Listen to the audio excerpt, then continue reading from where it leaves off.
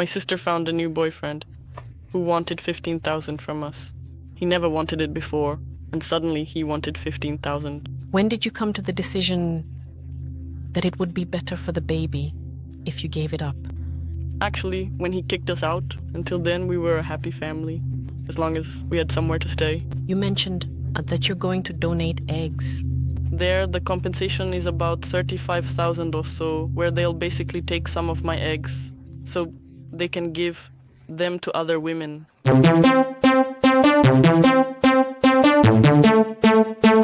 Hello, I'm Lenka Zaitsova, and I welcome you to another episode of the Priority Podcast. Hello, Eliška. Hello, my name is Eliška. I'm 21 years old, and I came here to tell the story of how I put my daughter in a baby box. We really appreciate that. Eliška, you're currently living on the street, right? Yes. How long have you been living on the street? 3 years. What happened that led you to end up on the street? I found a boyfriend who I'm living with now, and for a while, we had a place to stay. Where did you stay during those times, as you mentioned? We were staying at my cousin's here in Prague, but then she had to move out of her apartment. She couldn't have us there anymore. She had to move out. She also went to her mother's, and then we had to go back to the street. Did your partner already have experience living on the street before? Yes, he did. He had already been on the street before. Why was he on the street? How did he end up there? He had nowhere to go. Why do you think your mother didn't like him? Do you think it's because he had already been homeless before? As a mother, I kind of understand if my son brought home a girl who had been living on the street for a long time. I probably wouldn't praise him either. Probably yes, but he's actually trying to find a job, you know? Even though he can't find exactly what he'd like, he's trying to get work and provide for the family. Even though we're on the street, he's doing his best to earn some money, taking on odd jobs and things like that at least. So right now you're living off of odd jobs. Is that right? Yeah. Sometimes we can pay for a hostel if we manage to make enough from those jobs. And otherwise you sleep on the street. Otherwise we sleep on the street. Eliška, do you sleep in tents, or what does your shelter on the street look like? Those night shelters, they're like portable cabins. How much does it cost per night, please? It's free. And where did you give birth to your daughter? I gave birth to my daughter in the neonatal maternity hospital. Where did you go after the birth? After that, we stayed for a while at my boyfriend's sister's place. Yes? And actually, on the 1st of January, we had to leave the apartment at my boyfriend's sister's. How old was your daughter at that time? At most 2 weeks. She couldn't have been older than that. So she was born in mid-December before Christmas? Yes, on December 16th. Why did you have to leave the place? You were sharing with your partner's sister.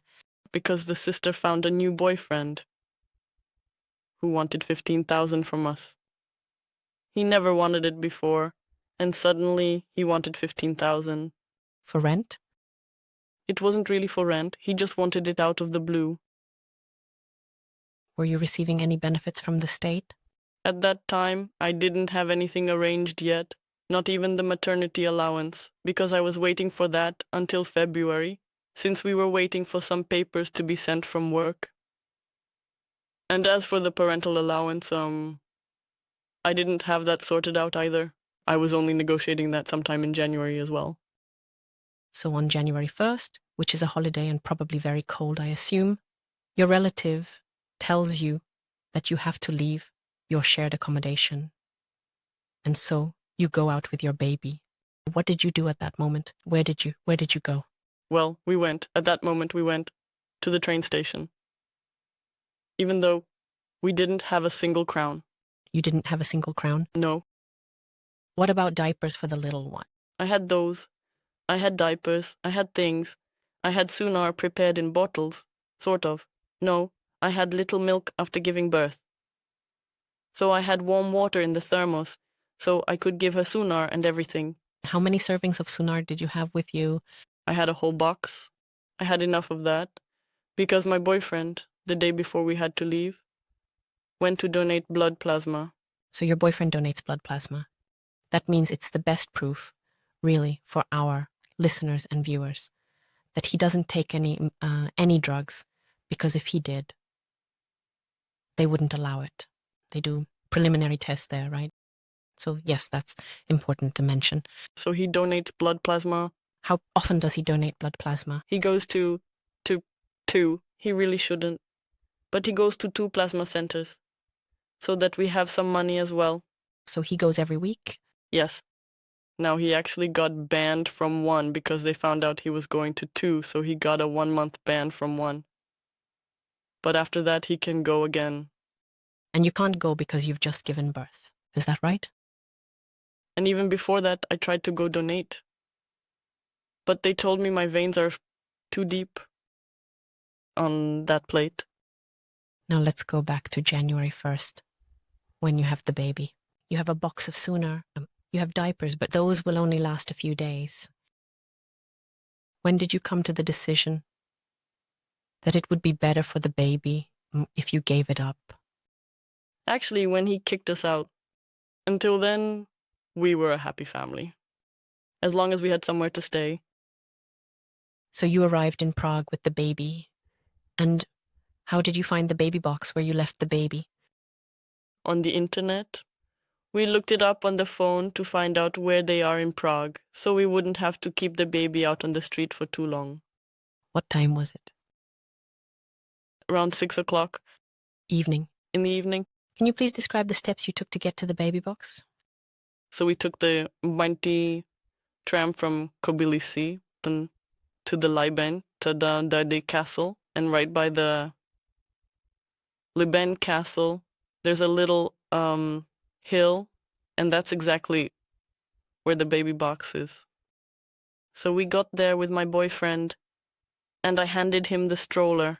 I said I was going to put her in, but as soon as I tried, the little one started crying. And as soon as I laid her down in there, I immediately took her back out. So you put her in, and then you took her back out? Yes. And what happened next? Then the man actually came over. What's the administrator doing there? And he called some lady from social services. She was really nice. She communicated with us. It was clear that she wanted to help. Yeah. And she offered us help, like that they would help us. So she took the girl. They arrived there then. What's the little girl's name? Janička. Janička. She actually took Janička with her into the ambulance. And they took her to Bulovka, to the hospital, to the children's ward. We were allowed to visit her there as long as she was there. How did they treat you exactly? They were quite nice. I like Bulovka. I think it's a very good hospital. We could come there whenever we wanted, stay as long as we wanted, and things like that. That's nice. And actually, we also cooperated with the social services there. They asked us there, was that also at the Liben Castle? Or wherever that is? So we worked with them. They even made us coffee, for example. They really did cooperate with us. And things like, because I have social services in Česká Lípa, whatever they discussed with us there, they would send to Česká Lípa as well, so that the lady from Česká Lípa would know about it too. Your social worker, the one you were under, and where did Janička go after the hospital? After Bulovka? Janička then went to my mother. My mom had to come pick her up. Had she seen Janička before that? Had she seen her granddaughter before, or was that the first time she saw her? That was the first time. I had sent her photos. But in person, that was the first time when she came to pick her up. What was it like when you actually gave birth? Mothers play a very important role when you have a baby, and your mom wasn't there for you then. For reasons that, of course, I'm not here to judge, but how was it for her when she saw her granddaughter? She started crying. Everyone says that. The little one looks like me. A lot. That she doesn't take after her dad at all. That she really looks like me. How did your mother react when you went to put Janička in the baby box. She actually scolded me for it, saying I was stupid, that I should have told her, that I didn't have to put her in the baby box, that I should have just brought her straight to her. That she would have taken care of her. That at the time when I wrote to her, she wasn't active on Facebook, and her phone was turned off. So I told her that. So now she's in your mother's care? Yes. And you're trying to get back on your feet so that you can take Janička back with you. Is that right? Yes. Now I'm going to ask a question that's very uncomfortable, Eliška. But do you think that maybe, objectively speaking, Janička might be better off with a family that loves her very much and doesn't have to worry about money, or where they'll sleep, or what they'll eat? Yeah, that's true. My boyfriend already has, you could say, one child with his previous partner, but he's not with her either. And how old is that child? 2 years old. And does the mother manage on her own? She has, Or does your partner pay child support? Yes, he pays that too. But the child is kind of with his ex-girlfriend's mother. But he pays child support, everything. And does he see his son? Not much. They don't allow him to, but he would like to see him. Eliška, what are your plans for the future now? Right now, to at least find a job and get housing. And simply get my little girl back with me. Because both my partner and I miss her terribly. Eliška, I have to ask, you mentioned that you're going to donate eggs. Yes. Can you tell us something about that? That's my plan, actually. On April 1st, I'm going for the first consultation. Yes. There's compensation. I think it's about 35,000 or so. And the procedure is done under general anesthesia. Yes. Where they'll basically take some of my eggs so they can give them to other women. Who aren't as lucky. Who aren't lucky enough to have children. All right. And have you already chosen a clinic?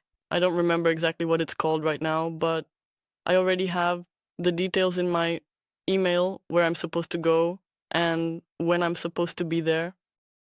And how do you feel about the fact that, thanks to you, there might be, say, 10 little Eliškas running around the Czech Republic or even the world? Yeah, pretty much. At least it will help. It will help. All right. Eliška, thank you for today's interview. I wish you the best of luck. And we'll stay in touch. Yes. Thank you. Thank you.